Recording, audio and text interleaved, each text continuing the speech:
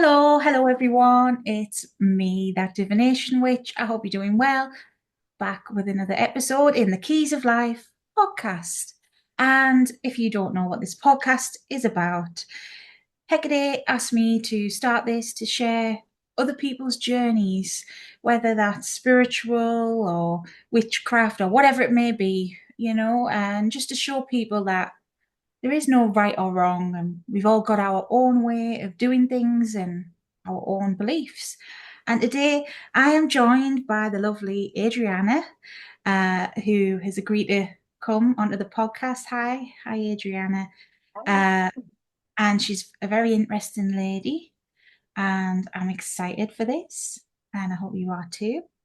If you want to support the podcast, I've got a link tree below with my Patreon, etc. Uh, Check it out. Thanks. So, all right. Hi, Adriana. How are you? Happy to be here. Thank you for having me. No problemo. Well, it's nice to have you here too. So, Adriana, let's get started. What would you say is your current path? What would you define it as? Love. Oh, I know that sounds really simple, but it's a big concept and it takes you many places. To not be specific, I think allows one to follow and flow with the Tao. yeah. Um, but one of the reasons I wanted to come on this podcast is because how we care for the dead and mourning rituals and everything around death is very dear to me.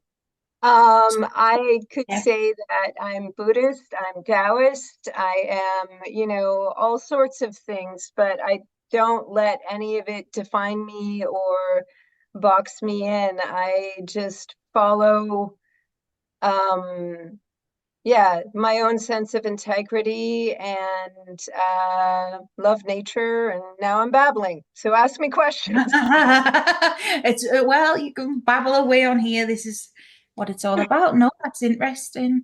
Uh, Sounds nice. Sounds like it is nice.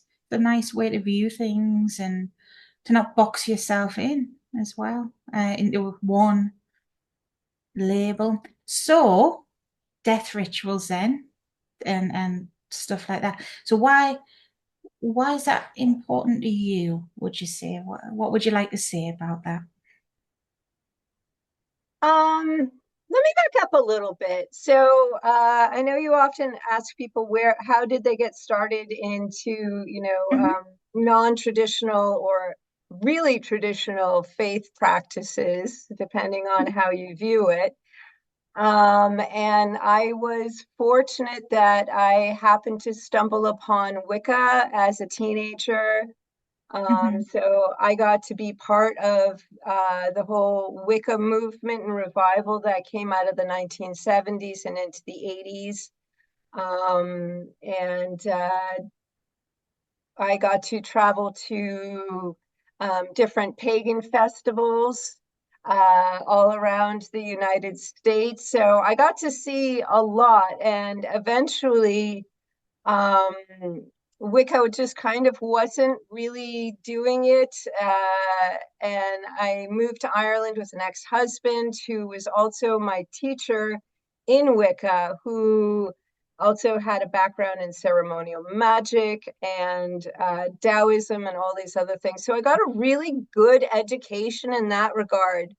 But my sense of morality and sacred sexuality, and how we relate to each other, I just wasn't seeing that very well reflected in the communities I was part of when I was with Mm. Wicca. Moving to Ireland, they have a very different take on things. Yeah. Uh, and I saw a very different form of neo-paganism there. So I kind of went with that for a while. The relationship broke up, and I realized, hey, this isn't really me. This is something that I wound up staying with because it was my husband's faith. Yeah. Um, and then I found Buddhism, and that was the first thing in my life that really emphasized that we all have goodness and that we are inherently good and pure. Mm-hmm. Um, and that was in such direct contrast to the Christian culture that I grew up in. Yeah. Um, so that's kind of how I wound up in Buddhism. But Buddhism has a very strong practice of appreciating death. Oh, Um, okay. yeah, the Tibetans have sky burials. And, we have whole books about how to die. There's a large Yeah. movement within Buddhism for hospice. Yeah. Um, Wow. and the saying is that we spend so much time prepping for our wedding, which may or may not come, but we don't Mm. prep for our deaths. And so now there's a rise of death doulas, just like there are birth doulas. Yeah. Uh, so this whole how we handle death, I think, in both of our cultures, mine and yours, is sorely needed, and it causes a lot of heartache and suffering that is unnecessary. Yeah, Um, exactly. Mm-hmm. yeah, so Right. yeah, we Buddhists tend to look at, it's like remember death. It can come at any time, therefore value the here and now. Yeah. And I find that with Hecate, like, she's known, that's one of her aspects, being a death goddess. It gets you to really appreciate what living's about, and she does, because you never know what's around the corner. And that's the one thing that's certain in life. At the end of the day, we're all gonna peg it, as to say where I'm from. Yeah, So live each day to the fullest as best you can. I know it's not always easy, but yeah, I agree with that. That's a yeah. good sentiment. Well, you have experienced a hell of a lot there in a nutshell, really quick. So I'm like, holy crap, where do we start? So in the kindest possible way. But Wicca, all right. I mean, I started with Wicca, but it would be very different, I'm imagining, because of your breadth of knowledge in it, and I suppose time in it. So how long were you doing that for? How long were you in that About realm? 10 years, and I became technically, so I'm being shy about this. So I became a Oh, priestess. don't be shy. No, all right, it's fine. I'm not I gonna I'm not gonna go, sound how all dare you be? I don't want to sound all grand poobah because everything I learned is accessible to everyone. Yeah. Well, You just go out there and get it. exactly.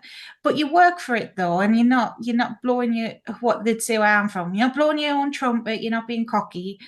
You work for it. And look, I know I have, controversially or not, said on my channel, all these people that say high priestess is a common theme, isn't it? In the modern now, that people slap a label on themselves and go, I'm amazing. You've got to be careful of that. But there are genuinely high priestesses out there, and there are genuinely priestesses and vulvas and spiritual people. So don't worry about that. Yeah, Yeah. yeah. Even though I trained as a Wiccan priestess, I don't identify as that now. I've No. kind of It's it the past. evolved, Yeah. and I value that experience. It sometimes negative evidence is very valuable. Yeah. Um, so yeah, but we were talking about death culture, and you said Mm. something about Hecate and death goddesses. Yeah, yeah. First, I want to say I have tremendous compassion for the grieving. And like I get goosebumps every time I think about it. And that was one of the things that really impressed me about Hecate. is her compassion towards lost souls and her willingness to be the torch when you are in the dark night of the soul. Yeah. Yeah, Um, she is. Yeah, you're right. yeah, She picks people up when they're down. She comes to a lot of people for whatever reason when you're lost, whether you're alive or not. She helps those in need. Really compassionate energy. Yeah. yeah, yeah. Also, something I love about you is how you're always saying, don't prejudge deities and beings the same way you wouldn't prejudge humans. Hmm. Hmm. Um, yeah, I think Lilith would agree with this statement. It's like, well, Yeah. you can call me a toaster, but that doesn't mean you have the power to make me a toaster. Yeah. Doesn't make it so. Yeah. The wired toaster. My mind's dark and I might have to edit this bit out, but I thought about putting the toaster in the bath. Don't do that. What the Toaster, man. It's a classic. hell? Um, You're so right though, because there you go, right? I don't know if you mind me saying it. Well, I don't know. Well, words. Why can't I do words? You told me today about Lilith, and you've worked with Lilith, and like Lilith, she is always put in a box. She's always put in a box of being Mrs. Sexy Woman, Mrs. Seductive Woman, and yeah, she is Mrs. Sexy Woman. Don't get me wrong, but that's not all she is.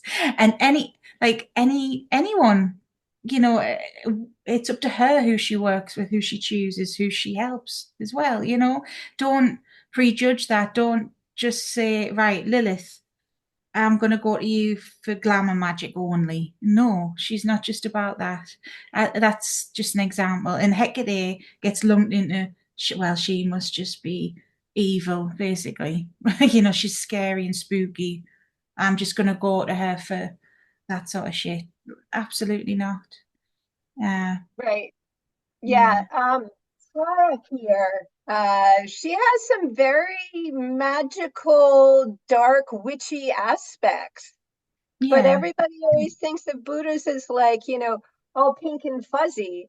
Let me tell you, red tar can rip your shit up. Yeah. Imagine.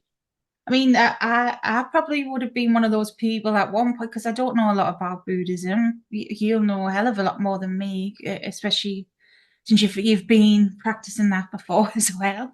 Uh, but I just saw Buddha. I mean, pardon the ignorance, but at one point I thought it was just the little fat man with the, like that's what people think though.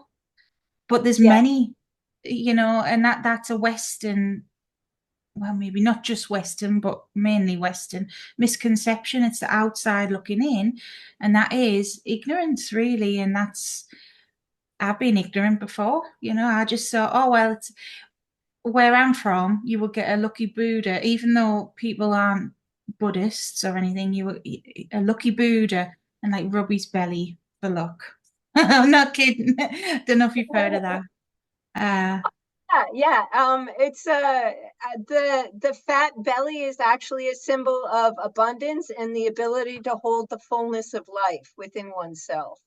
oh, wow. So that's what you're like, you're rubbing for abundance. Yeah, Uh, but it's been diluted down, obviously, to, all right, get this little trinket. You know what I mean? It's diluted and right, yeah. right. Yeah, but that's one of the wonders of the world today is that it's so much easier to access all of these formerly esoteric things. There now, it's just like a Google search. Yeah, Although you can't find everything on the internet, a good book. no.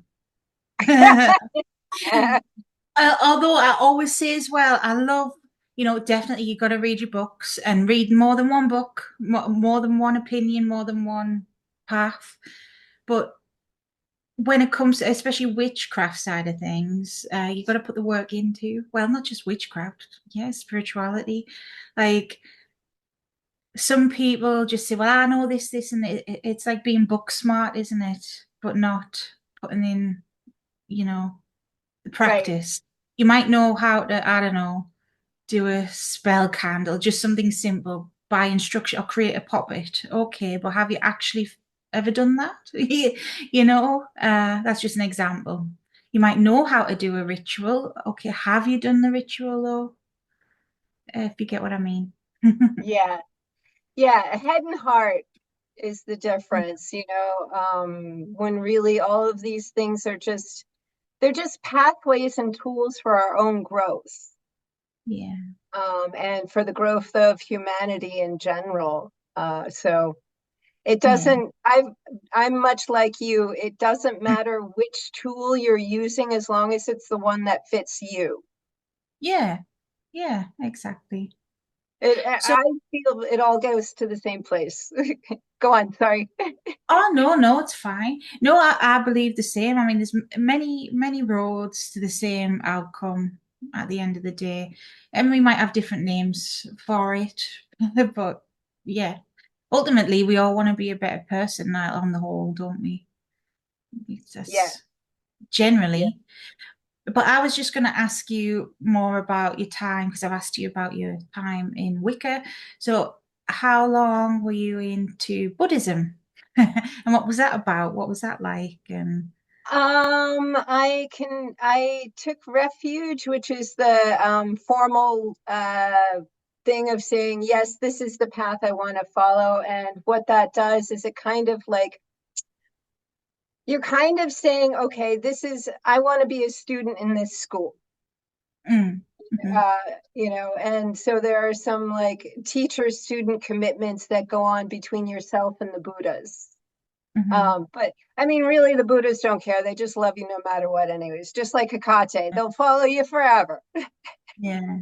So it's sort of an initiation, is it, into it, like a formal, Right. yep, I'm Yeah. following this. Yeah. And that was about 25 years ago, in all places of Dublin, Ireland. Oh, wow. Well, why Yeah. not? It's worldwide, isn't it? Yeah. Yeah. Yeah. And it did me a tremendous amount of good. Um, what I found lacking with where I was is a sense of moral behavior. And the relationship I was in, he was not the most ethical person. Mm, And the community, what Buddhism presented to me was this shining belief in our inherent goodness and purity, which was such a balm for my soul because I had grown up in an environment with narcissists. mm. And just, the Christian culture that I grew up in as well. The whole concept of original sin and New England Puritanism, which, I'm Very not going to hard. say, yeah, Yeah. yeah. It's very dour. Yeah. They are not happy people, and happiness is suspicious. Like, Yeah. somebody singing walking down the street in my Oh, small hometown, they'd be like, "You are quite the nutter." yeah. Yeah. Yeah. No, I get what you mean. Yeah. Yeah. Yeah.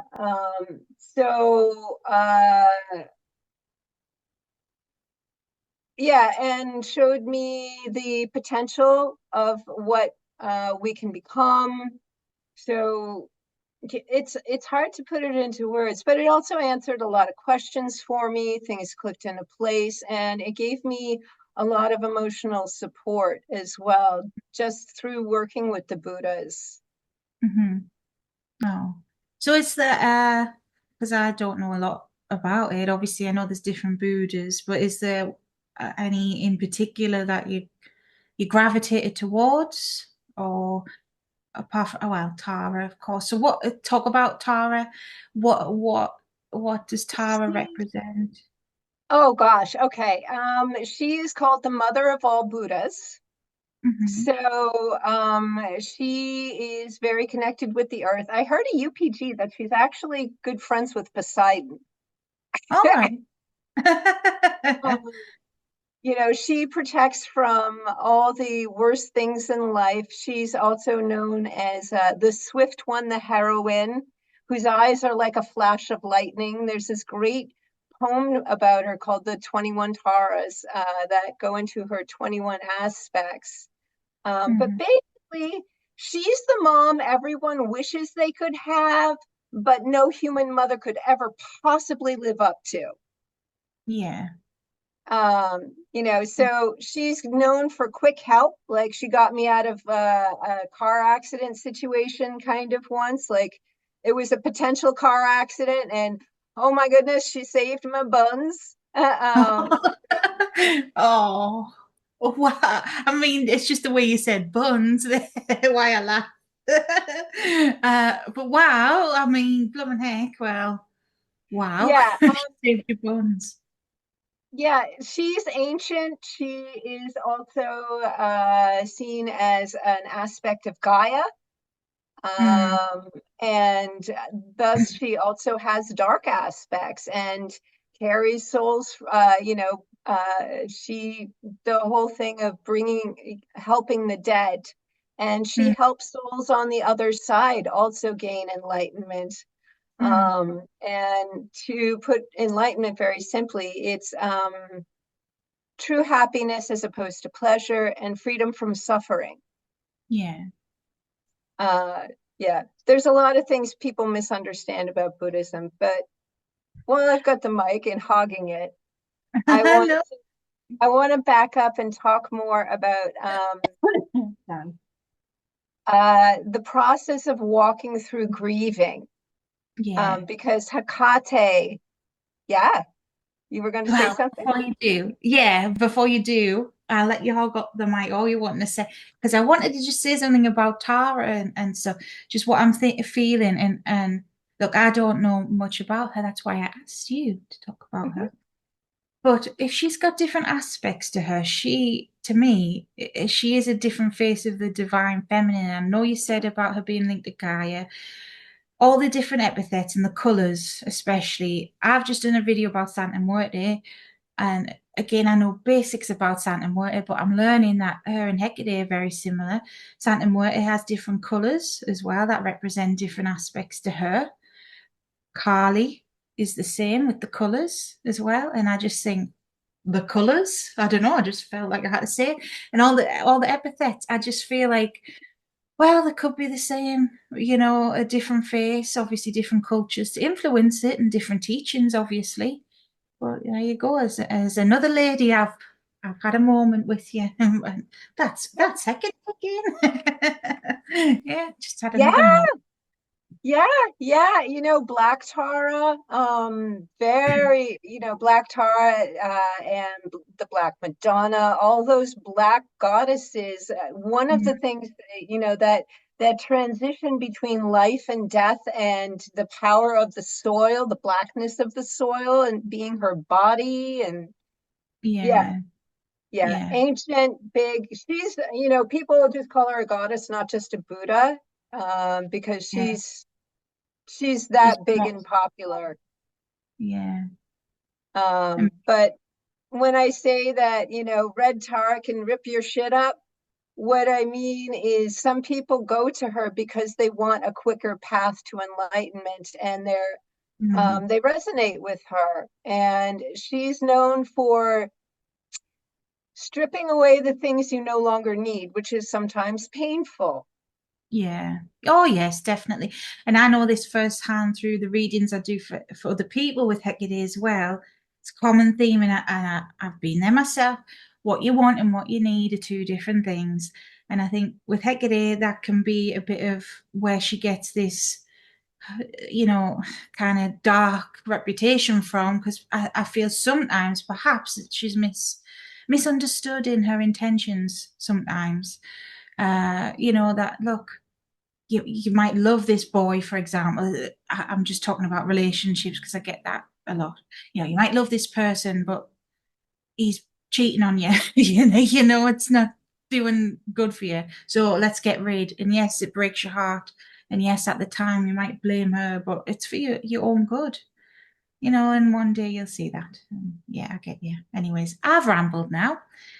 So, No, I mean it's so true. I don't know how long Hecate has been with me, but I definitely credit her for being the torch in the dark. And as I've said to you, but I want to say it on camera, is people are so silly. They blame the flashlight for the dark. mm. It's like you're blaming Hecate holding a torch for the dark, Yeah, yeah, yeah, yeah. and she's there to help you out of the dark that you created. Yeah, Or it yeah. just, but yeah. So my dark night of the soul, I lost a lot all at once, and I want to say it on camera so that when others experience things like this, they know it happens. They know they're not alone. There's not, and that it will end. Everything is temporary, even though in the moment you know, I remember thinking, thank God it doesn't take willpower to breathe, because I don't think I have the will to even breathe. Mm. I lost a couple of family members, and my marriage and COVID started all at the same time. Oh, mm. And I'm disabled. So I was just like, It's like boom. yeah. Like a And I even new. lost my best friend of 30 years and my two cats. They died Oh, too. It was yeah, just like, it was like, sweet. Everyone that you're yeah. close to is gone. Yeah, so that was a rough road. Um, but I found this, like there is something very beautiful about death goddesses as well, or the death aspect of goddesses, Mhm. because when you are acutely grieving, it's like time slows down. And I Mhm. think that's part of what ritual does, is that it carves out space for time to move at a different speed and for you to interact with reality in a different way. Mhm. And there is this strange but poignant beauty when one is grieving, for at least for myself. It was Yeah, like, I was so depressed, so sad, so bereft. And at the same time, anything that was beautiful, even like a little glint of light on a leaf, it was just like, that is so beautiful. And it just reminded me of like the Irish keening, this bittersweet grieving. yeah. It's an appreciation of life, and there are some like going back to the goddesses. When you were saying all this, I thought Izanami straight away. Just the what she's not my goddess, but she's my goddess. One of my. I love her. She's dear to you. Yeah, she's a mum to me too. But she's like life and death. She was the goddess of creation, that divine Yeah, feminine, and she was the first. Oh, there's a tiny fly picking me off. She was the first being to die, and then she became the death goddess because of that. It's like Persephone in the Greek, It's this because I thought she was Persephone at one point, which I've said the story on my channel before. But it's that appreciation of life along with the death, isn't it? It's a celebration of life. Because I yeah, think I've thought this for the longest time, even before I was a practicing witch, even when I was younger, that funerals, etc., shouldn't be so sad. We should celebrate the person's life. It's like have a clip show, like a little slideshow. I had a good time. Bye. Like we should have more joyous occasion there, if you get what I mean, of instead of weeping, and definitely. you get what I mean. Yeah, yeah. Yeah, yeah. I think there's a space for both. I think we need both, but yeah, We're sorry? oh, sorry. We're lacking the happiness on a whole. Like we're lacking. we're only getting half the picture. It's like my brother is in spirit, but that story between he and I isn't over. Hmm, hmm, hmm. Um, and what I've been learning through him is how much our stories don't end with death, that our family is still there, that we never actually die. We just, change sides of the veil. Hmm. Um, and that we can influence them and they can interact with us. Uh, but people have a very, very hard time with that. For me, because I believe in reincarnation, it's no problem. And, I've been kicking around in this sort of thought way of thinking for long enough that I was like, oh, yeah, of course my brother's going to show up today. Yeah. It must be hard, like some people, I don't mean to make it about this, but I have been, and I've mentioned it on the channel before, I've been a bit down a Christian rabbit hole on YouTube. And not all Christians, that's a sweeping statement, but there's some that are like, no, that's it. You're deceased, don't come back. And just, that's so depressing to me. That is truly hopeless to me. Some of it, No, not everyone thinks that. Yeah. And to those things, I say, look into the history of that. Why did that come into being? Because that's not what Jesus taught. Hmm. Christianity originally had reincarnation. Yeah, there you go. There you go, exactly.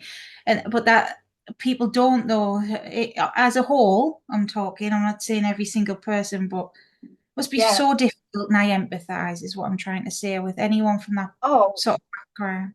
Hmm. yeah, I completely agree with you, man. I really, really feel for them.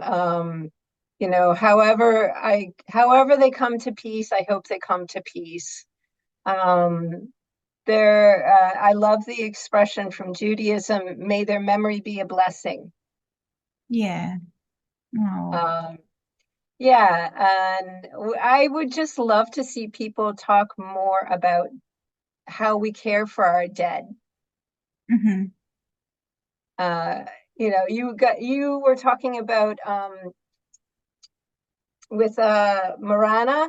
How do you pronounce her name? Marana? Marana, she's a Slavic Yeah. deity. Marana, is that what you're on about? Oh, your friend in Spain. Oh, sorry.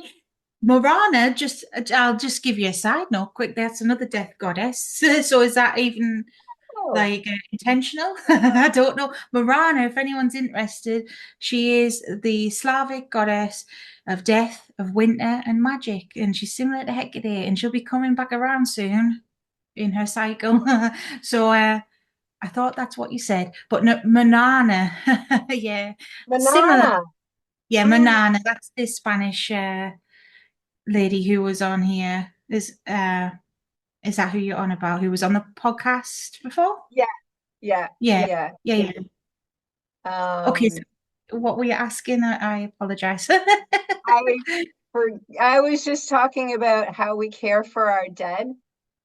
Oh Uh, yeah, so Manana was on the show, episode 2, for yeah, anyone listening. And Manana, go listen or watch it if you want, if you haven't already. She is a Spanish, oh, I forgot the word, but a morning woman. And she is trying to and succeeding in my eyes, like revive the practice of, honoring the dead, essentially, and how it's a sacred practice, how it helps not only the grieving process of the living, but also the spirits too. And it's not just crying at a funeral or whatever. It's offering support. It's offering a release. They go into like a trance like state, a liminal sort of state. They're like psychopomps. That's the word. Helping the dead yeah, cross over. You know, because the grief, in my experience, grief works both ways.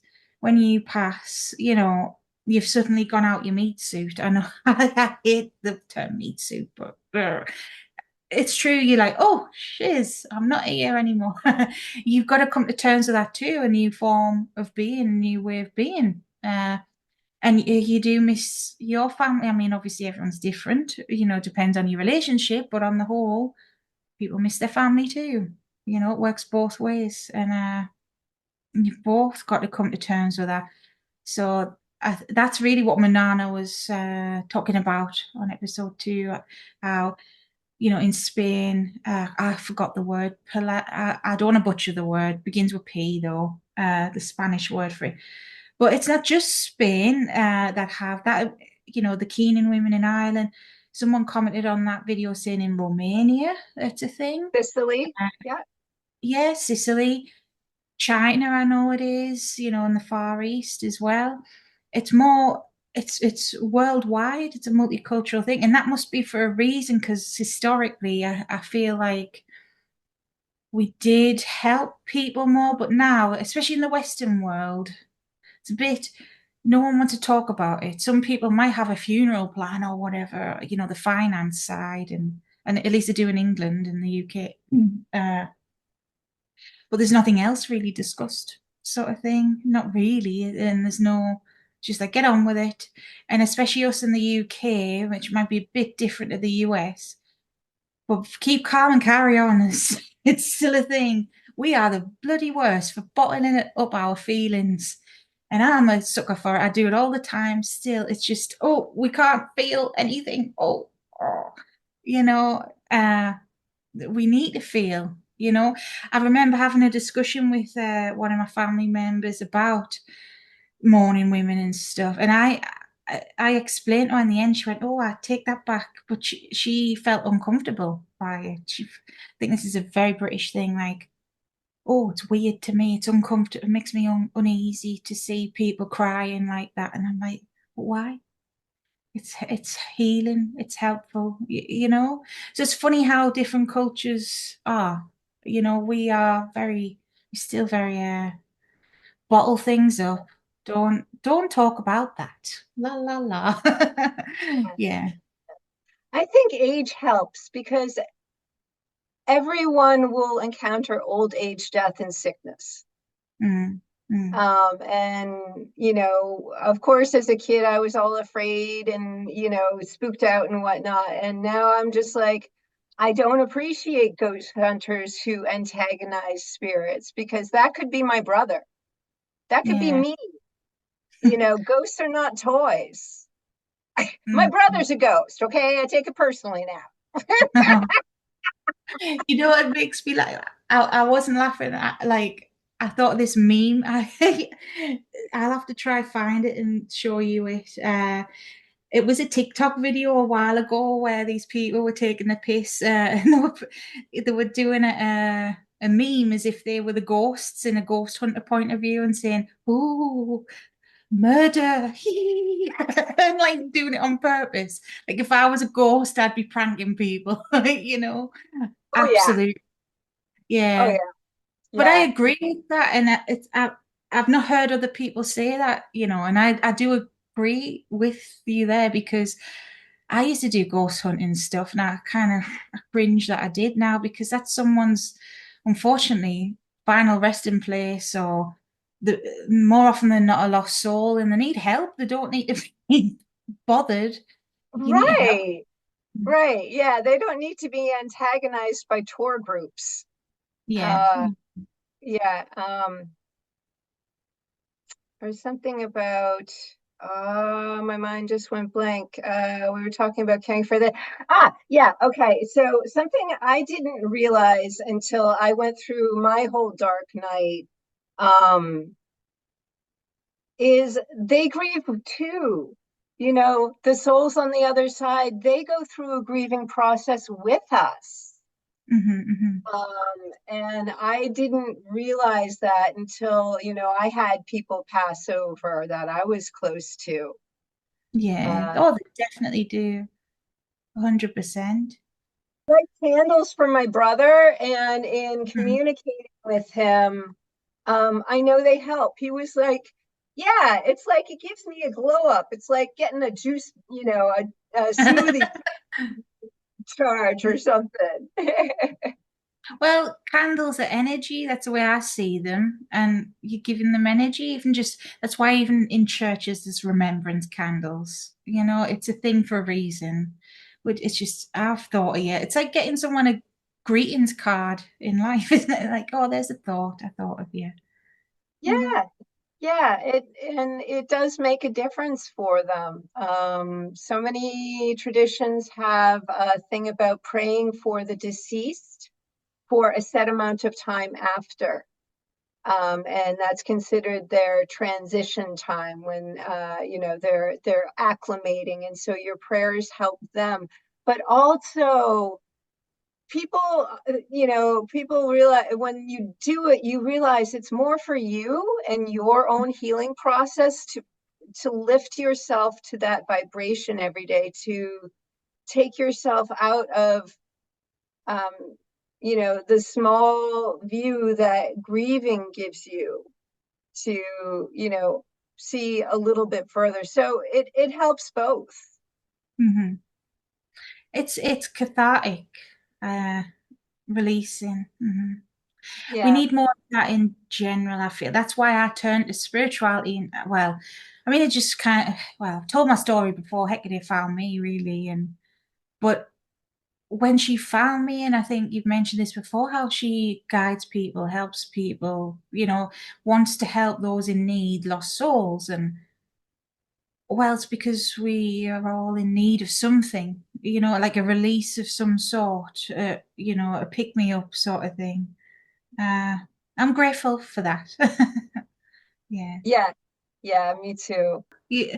So at the moment, I mean, what, if you're comfortable sharing, what sort of thing do you practice? Do you do any witchcraft or not? Are you, it's just spiritual? Not that this is just about it, but Well, okay, on the subject of witchcraft and magic, it depends on how you define it. Um, hmm. is prayer is prayer magic? Technically, Oh, yes. Um, yes, I absolutely pray. I meditate, not as regularly as I would like to, but that's the way the joints work out. I have very creaky joints, and so sometimes it's not the best, but I read a lot. I spend time in nature, and I try to flow with the Tao, yeah, to, to just be the uncarved block, or to just be at peace with all that is. yeah, Um, that I would say that's my main practice. Will I do little candles, for my brother? Yes, yeah. absolutely. My auntie is more the one that's more magical. She's very, very Greek, like old Greek.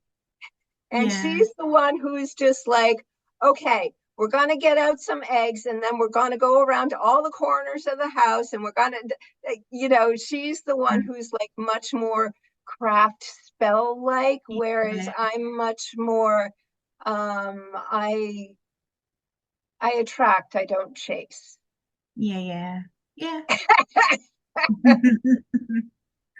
Oh, that's nice. That's nice. No. um, but as a younger person, absolutely, I found I did all the training to do ceremonies and rituals and all that stuff, and i don't I don't do magic anymore, for In very that good way. reason. Yeah, in Yeah. that sense, like I am, in some ways you'll find this with older practitioners: the more you learn about magic, the less you do it. Yeah. No, no, um I can understand. I mean, even for me, I mean, I'm 35 soon. And even for me, I'm not sitting doing a spell every single day. It's not, or even every single week, And I mean, magic can be anything. It can. I agree with you there. It can be something as simple as color makeup you put on or the color clothes you put on or stirring intentions into your tea or whatever. It could be it's just small little things. No, I understand. I understand. Yeah, yeah, and to each their own, I no judgment on my part. Like Yeah, letting go of judging other people is one of the most freeing things. It's like yeah, just being able to say, I don't know. I'm not in their shoes, so I don't know. yeah, I wish them well and leave it at that. So, yeah, but yeah, magic is, in one sense, you could say magic is the manipulation of energy. yeah, yeah. So, congratulations. I just did magic with my spoon. I manipulated energy. Yeah. But there's things like using healing energy, like things similar to Reiki. This is an important point, and I know you're going to have to edit stuff. I'm sorry, I'm a talkaholic No, here. no, Um, that's fine. there is something I would like people to know and understand is the difference between theurgy and thaumaturgy, and I don't know if I'm pronouncing it right. Hmm. One is things like love spells, where you decide that you are going to push the universe around. Hmm. You are going to be the one pushing the energy. Whereas the other one is asking a wiser being of some sort, goddess, whatnot, to intercede on your part or to guide said energy. Hmm. So like when I do healing energy on my cat, I don't just like grab some energy and zap them.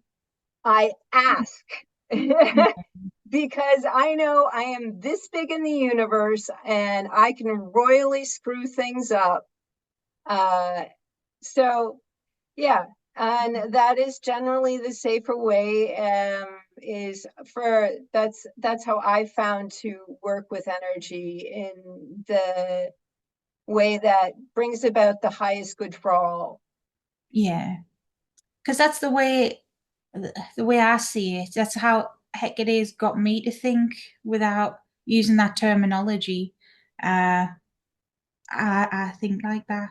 I'm thinking, oh, I do that anyways, because stuff like love spells.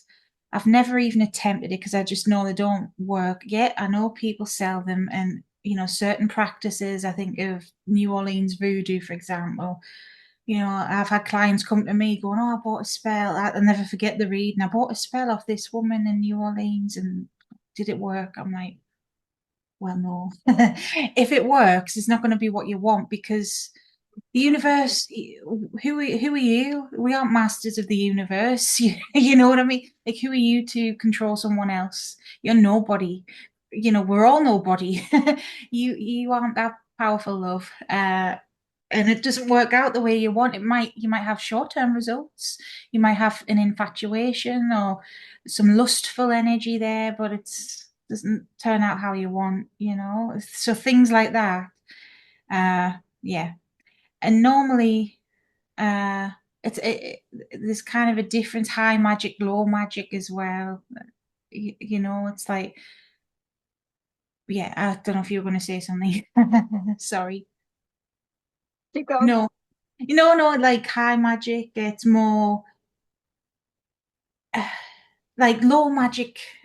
I guess is what I do in a way. It can be getting into the nitty gritty of things using, I don't know, herbs, tactile things, but it's normally for short-term change. Even if it's with good intention and not something like a love spell, it's like manifest something short-term, abundance, good luck, whereas high magic, it's long-term change, it's big picture stuff. And I think that goes hand in hand with it as well, is what I was going to say. Like, we need more long-term stuff. We need more big picture things. That's my opinion, anyways, to help us all as a world instead of thinking, right, I need money now. Well, how about we change everything for everyone? change the opportunities for people if at all possible, you know? Yeah, yeah. Another good example is weather magic. Yeah, yeah, yeah. There's a legend in the American pagan community about this one gathering where they were like, oh man, it's so hot and dry and dusty, and we're not having a great time. So let's do some weather magic. And they did. And Hmm. these massive, so then they got dumped on. But also what happened was this weather system, it was headed in the direction of a place that desperately needed it. It didn't get it, and there was a huge forest fire. Yeah. It's cause and effect. It Yeah, is. so that's why I'm like, yeah, Mm. you don't, we cannot see the whole picture. Yeah. Then that's down to personal ethics as well. Like, I mean, there's people who don't care. And, you know, but my personal ethics, I try and not be like that. That's what I was trying to get at. And that was a good analogy to use. It really was because, yeah, we might have short-term gain, but what about you just took that from someone else who might have needed it more than you? Hecate taught me the lesson with this, and I'll share the lesson because we'll have to go in a sec. Uh, my upstairs neighbour, and I've shared this on the channel, I think maybe before on a live, but she does my head in. I've got nothing against her personally, but she's very rude. She Mm. sweeps her muck onto my balcony, and one time it was toenails. I could have been a wicked witch and took those. I know it was vile. I could have been a wicked witch and took those toenails and hexed the shit out of her, but I didn't. You know, I just got rid of them. You know, she was like sweeping them, and then they would fall through the cracks on the balcony onto mine. So I was just sweeping them away with the big brush, so I didn't touch them. And I tried to banish her instead of hexing her. I tried to banish her. I thought, move out. You know, I don't want you here. Hecate blocked that and told me you need to use your big girl words. And so I had to have it out with this woman, and I have had it out with her. Shouted at her. It was the only way to get through to her, but she stopped doing the toenail thing at least. It's disgusting. Uh, but my friend made a good point with that, and when Hecate was teaching me this lesson, like, although she's annoyed the shit out of me and is so rude doing that, banishing her, where would she have ended up? Like, she might have ended up in a dangerous neighborhood or something, or I could have had an even worse neighbor upstairs. You don't know. So sometimes, even though in the moment it was like, oh, selfish gain in a way, get rid of this disgusting woman. Yeah, doesn't work that way, Yeah. does it? And you never know who might have moved in after her, might have been much worse. Yeah. That's how it tends to go. In my own life experience, watching lots of people over the decades, that's how it tends to go. For every Exactly. action, there is an opposite and equal reaction. Yeah, exactly. Yeah, yeah. And I do believe what you put out in the universe is what you get back. So if you're going to be an a-hole, well, you know, you're going to get that back. You will. Thanks so much for being here, Adrianna. It was nice to speak with you. And yeah, until next time. Stay with me. I forgot my words. I forgot the words. Right. Bye. Right.